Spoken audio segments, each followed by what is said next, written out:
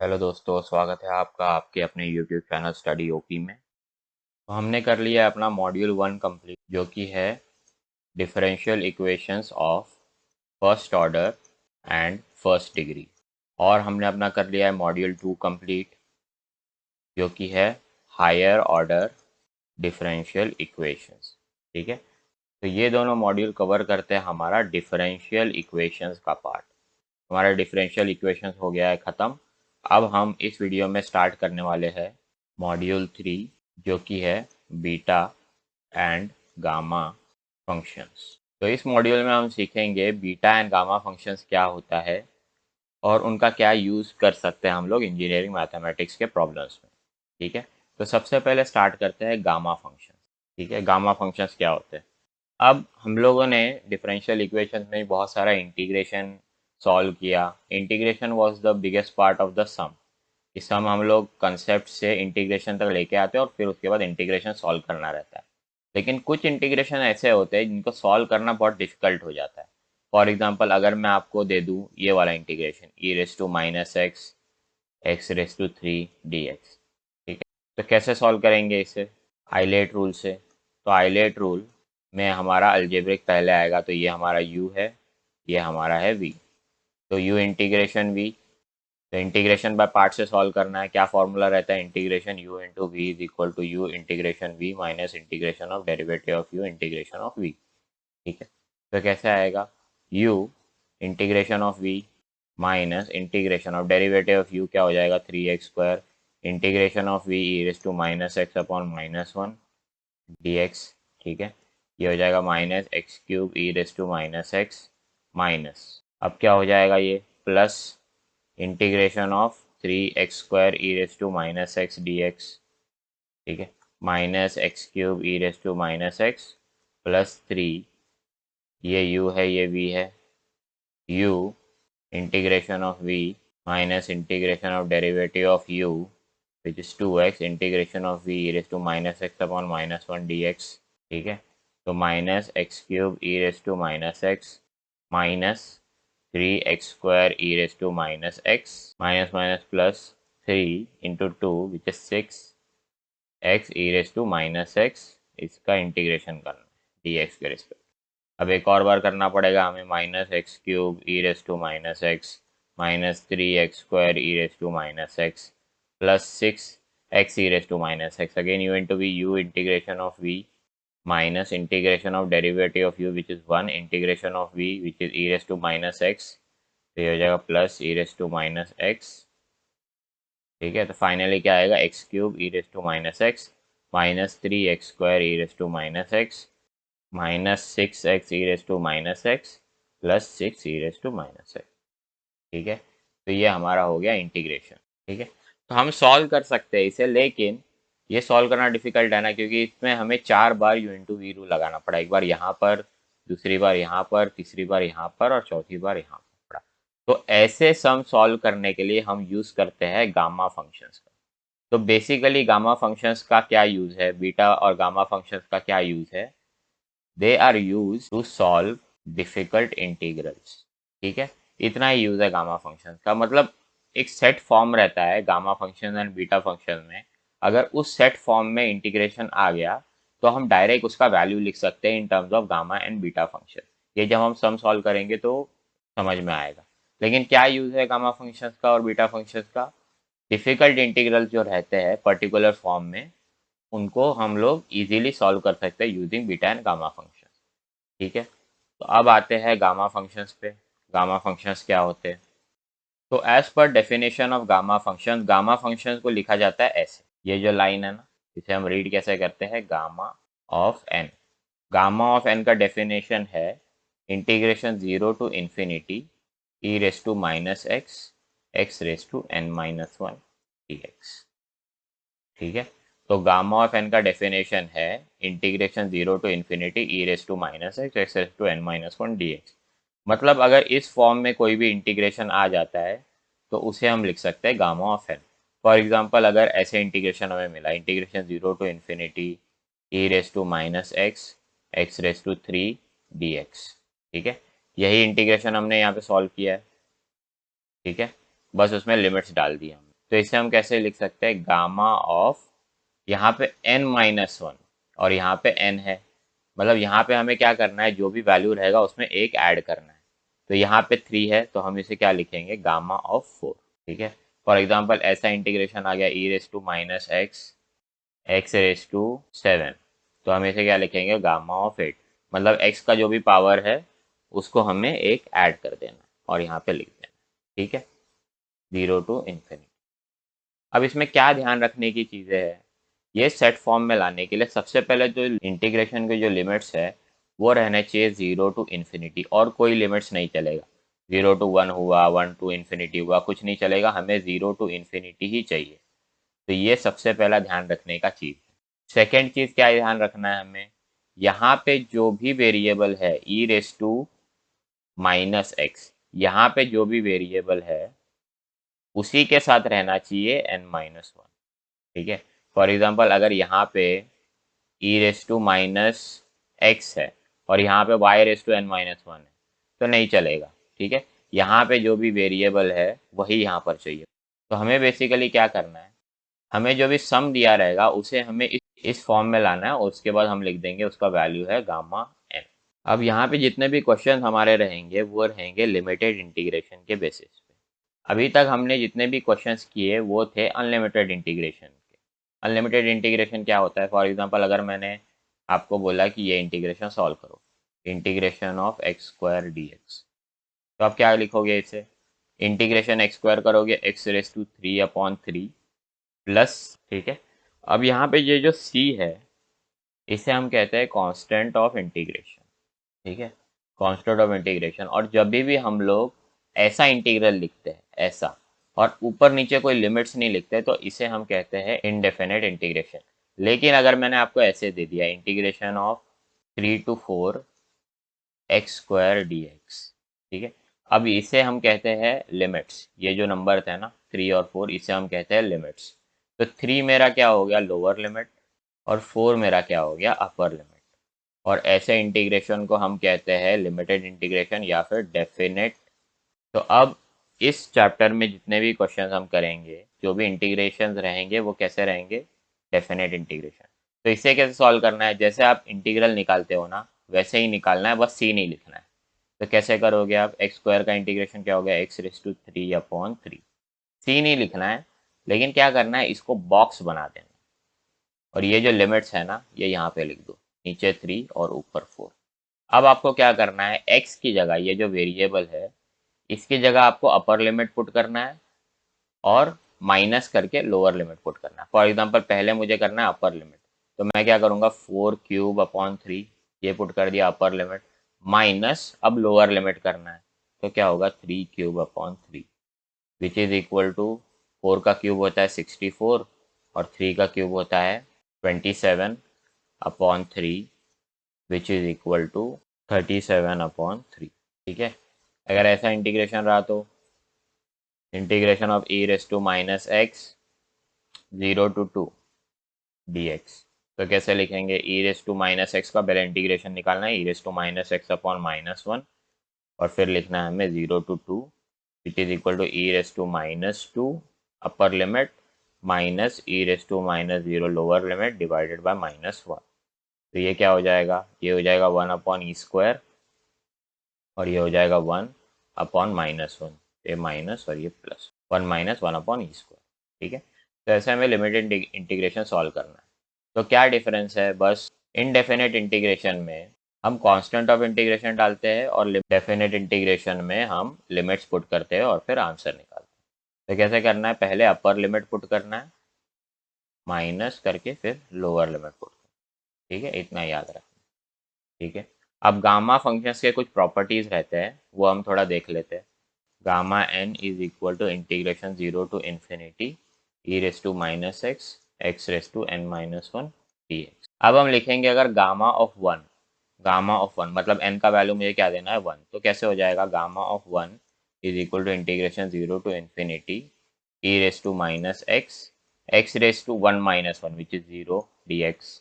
ठीक है, which is equal to x⁻0 is 1, correct. तो इंटीग्रेशन 0 to ∞ e⁻x, और e⁻x का इंटीग्रेशन होता है e raise to minus x upon -1, limits रहेंगे मेरे 0 to infinity, e raise to minus infinity upper limit minus e raise to -0 lower limit divided by -1, e raise to minus infinity which is e raised to minus infinity which is 1 upon e raised to infinity which is equal to 1 upon infinity which is 0. तो इसका value हो गया 0 और minus e raised to -0 which is 1 upon -1. तो इसका answer क्या आएगा? तो हमें क्या मिल गया? गामा ऑफ 1 का वैल्यू क्या रहेगा हमारा? 1. तो ये है property number 1 of gamma function. हमें प्रूफ याद रखने की ज़रूरत नहीं, हमें सिर्फ प्रॉपर्टी याद रखना है.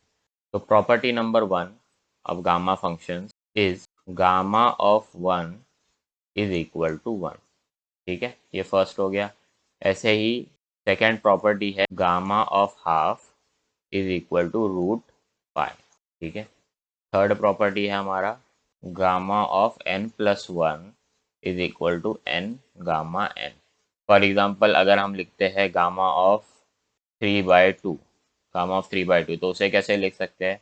n गामा n, मतलब एक माइनस करना है, तो 3 - 2 किया तो 1/2 गामा ऑफ 1/2. ठीक है.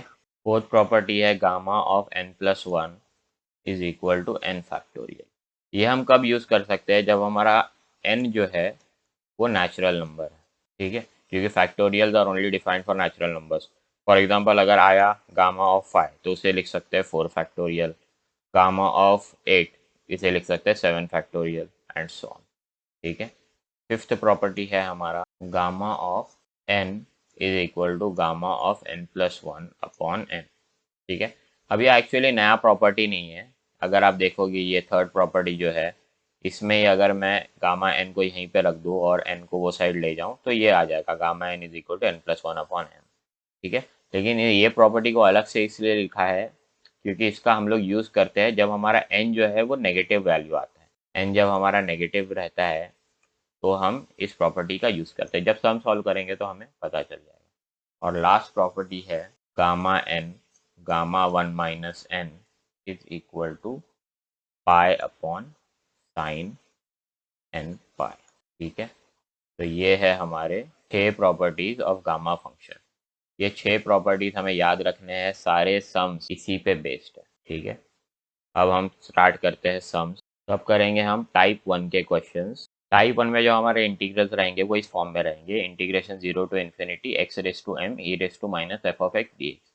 और हमें लाना किस फॉर्म में है? Gamma n is equal to integration 0 to infinity e raise to minus x raise to n minus 1 dx. तो जब ऐसे टाइप के क्वेश्चन आएंगे, for example integration 0 to infinity x raise to 2 e raise to minus x cube dx, तो ऐसे question में क्या करना है? एकदम सिंपल. बीटा गामा के क्वेश्चंस एकदम सिंपल रहेंगे. टाइप 1 में क्या करना है हमें? f of x is equal to t. यही जो फंक्शन है यही हमें प्रॉब्लम दे रहा है ना. अगर यहाँ पे x होता तो हम डायरेक्टली सॉल्व कर लेते. तो हम क्या करेंगे? इसको अज्यूम कर लेंगे t और हमारा सम सॉल्व हो जाएगा. ठीक है, एकदम सिंपल. तो इस पे एक क्वेश्चन कर लेते हैं फटाफट. तो ये मेरा क्वेश्चन नंबर 1 सोल्यूशन. टाइप 1 का क्वेश्चन है क्योंकि यहाँ पे e raise to minus some function है, एक्स नहीं है. ठीक है. तो उससे हमें आइडेंटिफाई करना है कि टाइप 1 का क्वेश्चन है. तो यहाँ पे क्या करेंगे हम? Let f of x is equal to t. तो यहाँ पे let cube root of x is equal to t. तो अब यहाँ पे क्यूब ले लो दोनों साइड, तो क्या होगा? X is equal to t cube. ठीक है. Therefore d x is equal to 3t² dt. ठीक है, ये हो गया.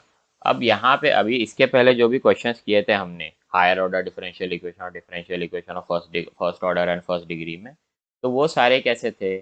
Indefinite integrals. इसलिए हम लिमिट्स तो चेंज नहीं करते थे. यहाँ हमें लिमिट्स चेंज करने पड़ेंगे. लिमिट्स चेंज का क्या मतलब है? एक्स जब हमारा रहेगा 0 टू इन्फिनिटी, ये जो लिमिट्स है ना 0 टू इन्फिनिटी, तो हमारा टी क्या रहेगा? टी क्या है हमारा? Cube root of x. तो जब x 0 रहेगा तो यहाँ पे 0 डाल दो, टी क्या हो जाएगा मेरा? 0. ठीक है. और x इन्फिनिटी रहेगा तो यहाँ पे इन्फिनिटी डाल दो. Cube root of infinity is also infinity.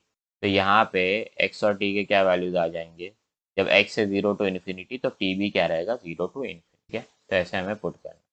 तो अब एक एक करके हम एक एक टर्म को पुट करेंगे. Now i is equal to, सबसे पहले लिमिट क्या हमारे? अभी भी 0 to infinity root of x. ठीक है, रूट ऑफ एक्स, और एक्स मेरा क्या है, टी का क्यूब, तो रूट ऑफ टी क्यूब, ठीक है। E raise to minus cube root of x को क्या लिया है, टी, और डी एक्स मेरा क्या होगा, 3t² डी टी, ठीक है। एक एक करके सारा पुट कर दिया मैं। अभी I is equal to 0 to infinity, इसको मैं क्या लिख सकता हूँ, t⁻³ e raise to minus t, 3 को बाहर ले लो, कांस्टेंट है, t² dt। अब t के टर्म्स है, पावर ऐड कर दो, I is equal to 3 integration 0 to infinity t⁻³ t⁻², 2 to the 4 5 6 7 e raise to minus t t⁻7/2 dt, ठीक है। क्या अब हमारा इस फॉर्म में आ गया है, gamma n is equal to integration 0 to infinity e raise to minus x raise to n-1 dx। Check करो, e raise to minus t है यहाँ पर, और यहाँ पे t रेस टू समथिंग है, तो इस फॉर्म में हमारा आ गया है। तो इसे हम कैसे लिख सकते हैं, therefore I is equal to 3 times gamma, क्या करना है हमें, यहाँ जो पावर है उसमें एक ऐड करना है, तो 7/2 प्लस 1, जो कि क्या हो जाएगा, I is equal to 3 times gamma 7 + 2 9/2, ये आ गया हमारा आंसर। अब इसे यहीं पे नहीं छोड़ना है, हमें एक वैल्यू चाहिए, पर्टिकुलर वैल्यू, तो जब हम गामा को सॉल्व कर सकते हैं तो आगे हमें सॉल्व करना है। तो इसके लिए हम क्या प्रॉपर्टी यूज़ करेंगे, जो हमारे प्रॉपर्टीज़ है उसमें हमें प्रॉपर्टी मिला है कि gamma of n+1 is equal to n gamma n, ठीक है, मतलब एक रिड्यूस करके लिखना। Therefore I is equal to 3 times 9/2 को कैसे लिख सकता हूँ, 7/2 गामा 7/2, ठीक है। अब फिर से 7/2 है तो उसे कैसे लिख सकता हूँ, therefore I is equal to 3 into 7/2 into, इसे कैसे लिख सकता हूँ, 5/2 गामा 5/2, अब फिर से गामा 5/2 है, उसे कैसे लिख सकता हूँ, 3/2 गामा 3/2, उसे कैसे लिख सकता हूँ, 1/2 गामा 1/2। अब आगे नहीं सॉल्व कर सकते। 21 into 15 divided by 2 to the 4 4 to the 8 8 to the 16, और गामा 1/2, इसके लिए हमारा next property, gamma 1/2 is equal to root of pi, ठीक है, रूट पाई। तो फाइनली हमारा आंसर आ जाएगा I is equal to 315/16 root of pi, ये है हमारा फाइनल आंसर। तो हमें ट्राई करना है कि हमारा जो फाइनल आंसर है उसमें गामा ना आए, क्योंकि ये सिर्फ इंटीग्रेशन सॉल्व करने का मेथड है। हमारे पास अगर वैल्यूज़ है तो वैल्यूज़ पुट करेंगे और फाइनल आंसर में हमारा कुछ वैल्यू आना चाहिए। तो सपोज हमारा रहेगा गामा ऑफ 8/3, तो हमें सबसे पहले देखना है न्यूमरेटर बड़ा है या डिनोमिनेटर। अगर न्यूमरेटर बड़ा है तो हम आगे सॉल्व करेंगे, तो इसे कैसे लिख सकते हैं, गामा n+1 को कैसे लिखते हैं, n gamma n, n gamma n करने के लिए एक माइनस कर दो, तो 8/3 -1 क्या होगा, 8 - 3 विच इज 5/3, ठीक है। तो लिखेंगे हम 5/3 गामा ऑफ 5/3। अब गामा 5/3 न्यूमरेटर बड़ा है, तो 5/3 -1 करो, क्या होगा, 5 - 3 विच इज 2/3। तो इसे हम कैसे लिख सकते, 2/3 गामा 2/3। अब गामा 2/3 को आगे सॉल्व नहीं कर सकते, कॉज न्यूमरेटर छोटा हो गया ना, डिनोमिनेटर बड़ा, तो इसके नहीं लिख सकते। तो कैसे करना है, फाइनली जब तक न्यूमरेटर बड़ा रहेगा तब तक डिनोमिनेटर को माइनस करना है न्यूमरेटर में से और आंसर लिखना है। तो 8 - 3 होगा 5/3, 5 - 3 होगा 2/3।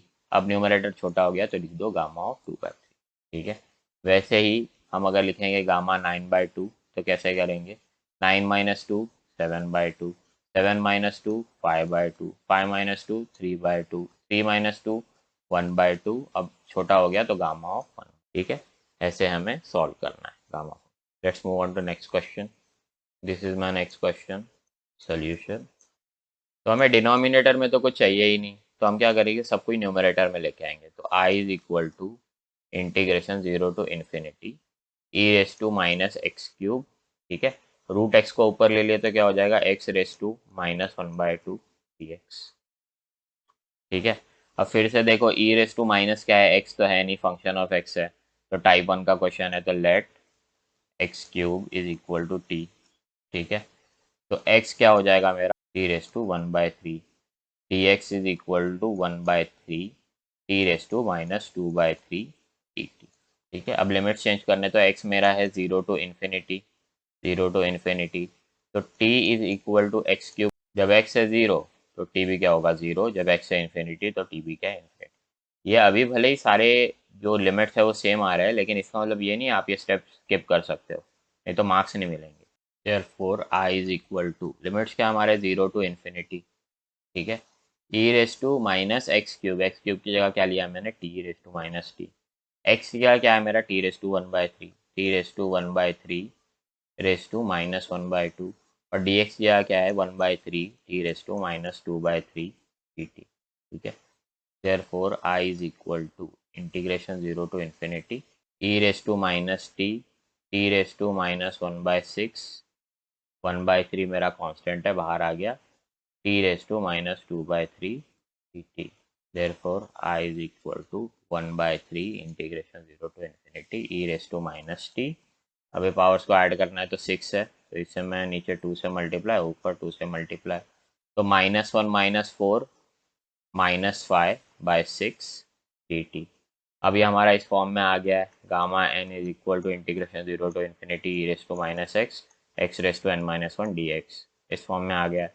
तो अब कैसे लिखते हैं इसे, therefore i is equal to 1/3, जो भी पावर ऑफ वेरिएबल है उसमें +1 करना, तो यहाँ कैसे हो जाएगा, गामा ऑफ -5/6 +1, ठीक है। Therefore i is equal to 1/3 gamma of 6 - 5 which is 1/6। अब 1/6 के लिए कुछ वैल्यू नहीं है और न्यूमरेटर छोटा है, तो इसे ऐसे ही रख, तो दिस इज माय आंसर, ठीक है। तो सम सिंपल है, बस आपको मेथड पता होना चाहिए। एक और क्वेश्चन करेंगे, सोल्यूशन। अब ये जो क्वेश्चन है ये कैसा है, प्रूव दैट का, prove that LHS is equal to RHS। तो ये वाला इंटीग्रल हमें सॉल्व करना है, प्रूव करना है कि उसका वैल्यू है ये। तो ये इंटीग्रेशन में मैं देखता हूँ e raise to minus something है और वेरिएबल रेस टू समथिंग है, तो पता चल जाना है कि ये टाइप 1 का क्वेश्चन है। तो यहाँ पे क्या करेंगे, let kx is equal to t, जो भी रहेगा e रेस टू माइनस के बाद उसे आपको पुट कर देना है, कुछ सोचना ही नहीं है, kx is equal to t. Therefore x is equal to t upon k, ठीक है। Therefore dx is equal to 1 upon k dt, ठीक है। लिमिट्स चेंज करने हैं, तो जब x है मेरा 0 टू इन्फिनिटी तो t इज इक्वल टू के एक्स है ना, तो जब x 0 रहेगा तो t 0 रहेगा, x इन्फिनिटी तो t, यहाँ पे लिमिट सेम आएंगे। Therefore i is equal to integration, limits क्या है 0 to infinity e raise to minus k x की जगह मैं क्या लिखूंगा, e raise to minus t, क्योंकि x को मैंने लिया t, x raise to n-1 उसकी जगह मैं क्या लिखना है, t/k रेस टू n-1, और dx की जगह क्या लिखूंगा 1/k dt, ठीक है। Therefore i is equal to integral 0 to infinity e raise to minus t raise to n-1, नीचे क्या हो जाएगा, k raise to n-1 into k dt, ठीक है। k raise to n-1 into k मतलब k raise to n-1 plus 1। Therefore i is equal to integral 0 to infinity e raise to minus t raise to n-1 divided by k raise to n-1 plus 1। अब +1 -1 cut गया और k raise to n बचा, जो constant है बाहर आ गया। Therefore i is equal to 1 upon k raise to n integral 0 to infinity e raise to minus t raise to n-1 d. अब ये किस फॉर्म में है, gamma n is equal to integration 0 to infinity e raise to minus x raise to n-1 dx, इस form में ये पूरा। तो इससे हम क्या लिख सकते हैं, i is equal to 1 upon k raise to n, gamma यहाँ पे जो भी पावर है उसमें +1 करना है, n-1 plus 1, therefore i is equal to gamma n upon k raised to n, therefore LHS is equal to RHS, hence true, ठीक है। तो यहाँ हमारा हो गया टाइप 1 के क्वेश्चंस कंप्लीट। ऐसे ही मैथ्स के वीडियोस के लिए वीडियो को लाइक कीजिए और चैनल को सब्सक्राइब कीजिए और कमेंट कीजिए कैसे हम और इम्प्रूव कर सकते हैं अपनी टीचिंग को। मिलते हैं नेक्स्ट वीडियो में, तब तक के लिए लिव ओपी स्टडी ओपी।